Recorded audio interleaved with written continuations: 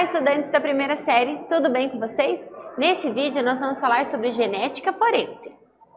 Então, será que nós podemos alterar o DNA para nosso próprio benefício?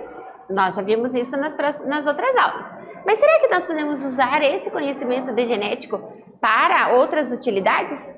Sim, nós podemos. E uma das técnicas é a genética forense. Você já ouviu falar sobre isso? Provavelmente você já ouviu lá em filmes ou séries de investigação criminal. E é esse assunto que nós vamos ter hoje. Então, olha, o DNA forense. Existem casos em que o possível criminoso, ele deixa vestígios de DNA numa cena de crime. Que vestígios que são esses? Pode ser sangue, sêmen, né? Pode ser células lá bucais que estão presentes na saliva, uma bituca de cigarro, num copo. Pode ser também que a vítima foi se defender e arranhou a pessoa, então embaixo das unhas acabam tendo células. E eles, a partir disso, eles conseguem pegar o DNA de um possível suspeito. Só que esse DNA vai ser analisado e aí vai poder dizer se ele pode ser ou não o suspeito. Então, como que funciona? Essas evidências, quando elas são coletadas, não é uma grande quantidade de material genético. Ele geralmente é pequeno, mas a partir de uma pequena amostra existem técnicas onde pode aumentar a quantidade desse DNA. E é chamada de técnica de reação em cadeia de polimerase, que é PCR. Eles pegam esse material genético encontrado, colocam no meio de cultura, alimentam aquele meio de cultura com as coisas que precisa para formar o DNA, e aí o DNA vai se multiplicar na quantidade ideal para fazer as análises.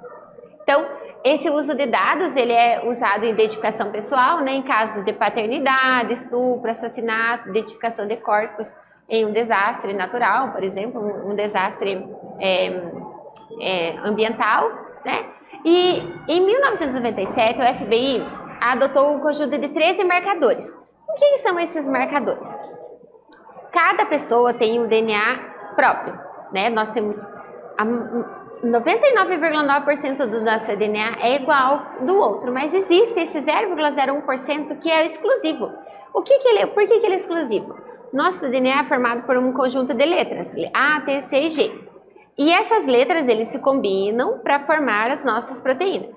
E esses padrões de combinação de letras são exclusivas do indivíduo.